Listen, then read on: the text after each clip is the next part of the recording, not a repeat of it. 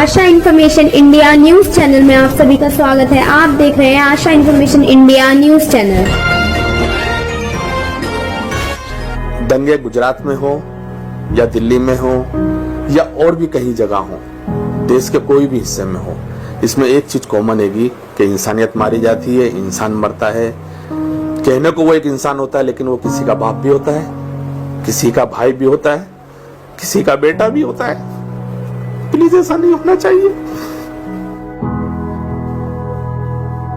दंगे हुए थे और उसके बाद यहाँ के हिंदू और मुसलमानों की समझदारी की वजह से गुजरात में दंगा बंद हो गया। तो ये मोदी साहब और ये शाह साहब ऐसा कहते थे पूरी दुनिया को कि हमने गुजरात में दंगा बंद करा दिया। तो अब यही मोदी साहब को और यही शाह साहब को मैं ये पूछना चाहता हूँ कि भाइयों, आज तो तुम दोनों दिल्ली में बैठे हो, पूरा पावर पूरी गवर्नमेंट तुम्हारी है, तो फिर तुम्हारे हाथ के नीचे दंगा क्यों हो रहा है? बेहद खुशी की बात है कि गुजरात दंगे का मुख्य चेहरा रहे अशोक मोची और पीड़ित कुतुबुद्दीन आपस में एक दूसरे के दोस्त बनकर अच्छी जिंदगी जी रहे हैं और लोगों को नसीहत दे रहे हैं। किंतु अफसोस की बात है, मोदी जी अभी भी मार काट और मुस्लिम हिंदू के बीच बैर बोने में लगे हुए हैं।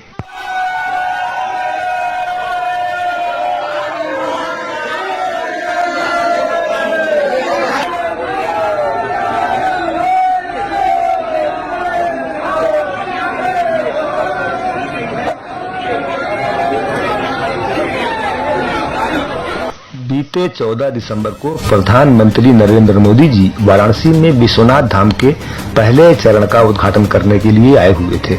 उनके स्वागत में धर्म के नफरती ईर्ष्यालु बैर कराने वाले चादर को ओढ़े लोगों ने उनकी भगवान की तरह पूजा की, स्वागत किया। हम आपको बता दें कि वह सब इसलिए कि हिंदुत्व के जो झूठे ठेकेदार मोदी जी बने हुए हैं। गुजरात में हिंदू मुस्लिम के बीच दंगा कराकर मुस्लिमों को मौत के घाट उतरवाने का जो जिम्मा ले बैठे थे।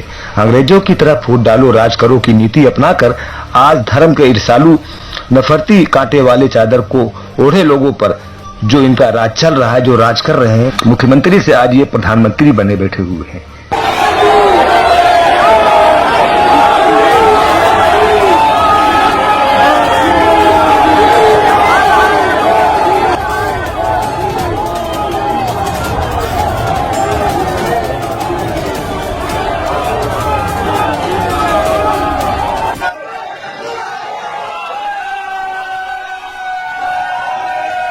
जो हमने अभी आपको बताया है, अब उसकी तस्वीर देख लीजिए।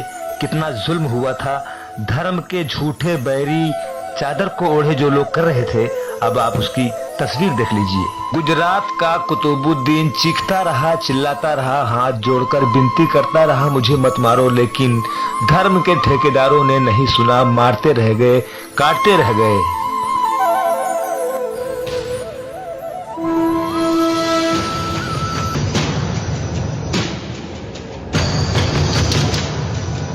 दो 2002 के गुजरात दंगे में इंसान और शैतान का भेद खत्म हो गया था।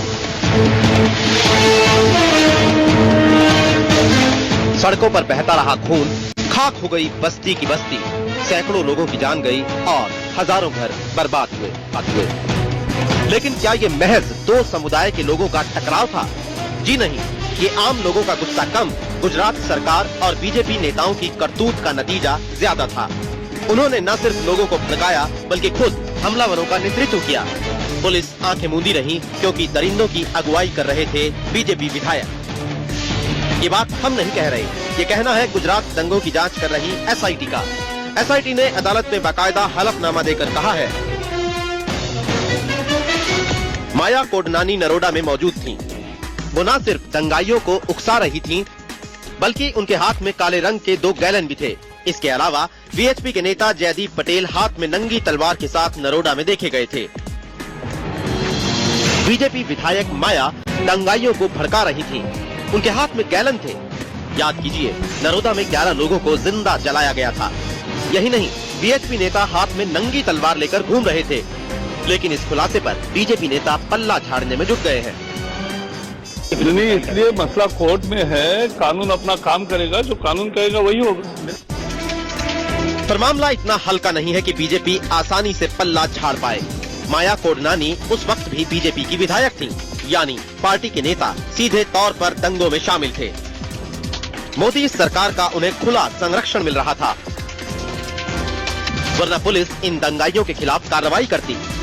लेकिन ऐसा कुछ नहीं हुआ, बल्कि मोदी ने उनकी इस बहादुरी पर फिदा होते हुए उन्हें मंत्री भी बना दिया। उनकी पुलिस ने दंगों के लिए लिखी किसी भी एफआईआर में माया का नाम नहीं आने दिया।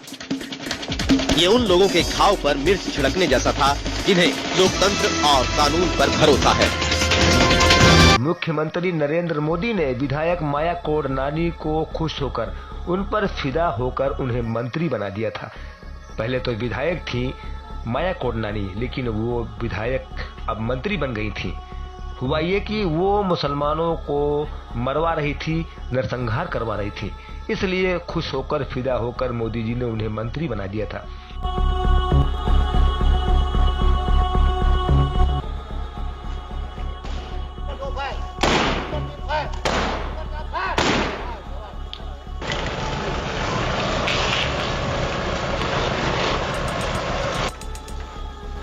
हिंदुत्व के झूठे ठेकेदारों को सही मार्ग दिखा रहे हैं धर्म का पवित्र चादर ओढ़े पंडित विजय शर्मा जी, जो कि आचार्य हैं, ब्राह्मण हैं, पंडित हैं। अब पूरी यूपी को बर्बाद करके रख चुका है, बर्बाद है। जय सिया राम है, नारे तकबीर अल्लाहु अकबर, नारे तकबीर अल्लाहु अकबर, ये हमारी परंपरा। जय सिया राम, नारे तकबीर अल्लाहु अकबर लगा दिया संत ने। रोक लो, मोदी भी रोक ले, अमित शाह भी रोक ले। उनको धर्म से मतलब नहीं है, हिंदू मुसलमान से मतलब नहीं है, उनको अपनी कुर्सी से मतलब है। और कुर्सी के लिए उन्होंने कितनों की लाशें गिरा भी दी है। कपड़े से बचोगे मर जाओगे, सिलाई से इंसानियत कत्ल कर रहा चौकीदार बड़े ही सफाई से। क्या अब पूरी यूपी को बर्बाद करके रख चुका है, बर्बाद है। जय सिया राम है, नारे तकबीर अल्लाहु अकबर, नारे तकबीर अल्लाहु अकबर, ये हमारी परंपरा है।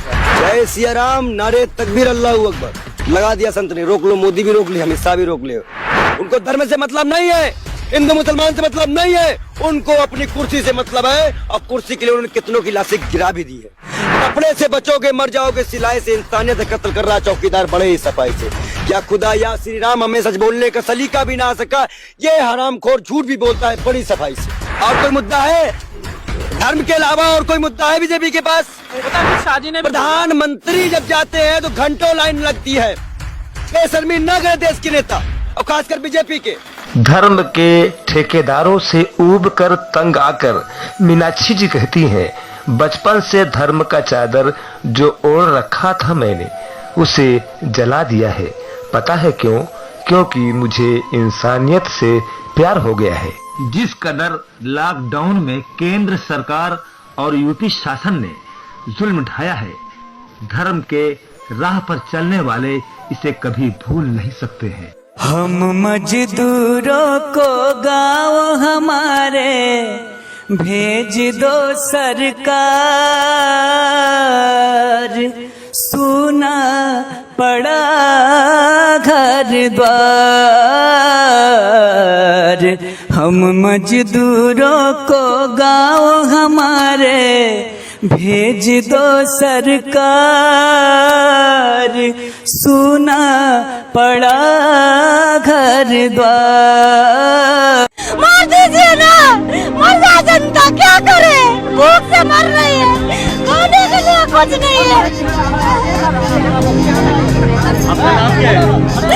मेरा नाम बबीता है। आप कहाँ के रहने वाले हैं? मैं झांसी की रहने वाली हूँ। हम पैदल चले जाएंगे, बस रोके ना हमें। अरे कुछ साधन नहीं करवा रहे तो पैदल से जाने दो। मेरा बच्चा छोटा है, 2.5 साल का, रो रहा है। मम्मी घर पे आ जाओ, मम्मी घर पे आ जाओ। कैसे जाऊँ? यहाँ से इंतजार करते करते 2 महीने बीत गए, मेरा बच्चा खाना नहीं खा रहा है। कैसे रह रही मैं उसके बिना? 2.5 साल का बच्चा है मेरा। है हुकूमत तेरे सारे जुल्मों सितम याद रखेंगे हम, याद रखेंगे हम।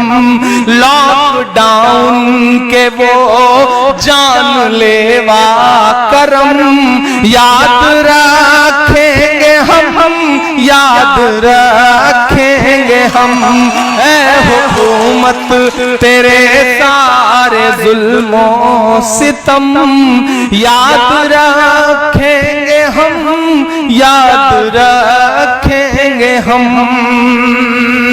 अपने माँ बाप घर बार से दूर थे, अपने माँ बाप घर बार से दूर थे, जुर्म ये था बिहारी थे मजदूर थे, जुर्म ये था बिहारी थे मजदूर थे, पेट खाली था और भूख से चूर थे, फिर भी पैदल ही चलने को मजबूर थे,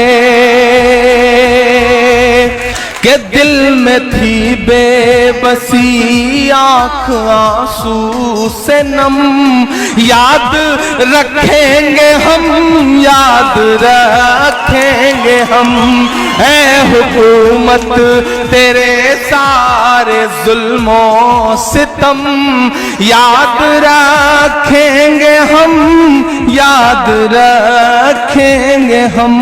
आशा इन्फॉर्मेशन इंडिया न्यूज चैनल आप सभी देख रहे हैं आशा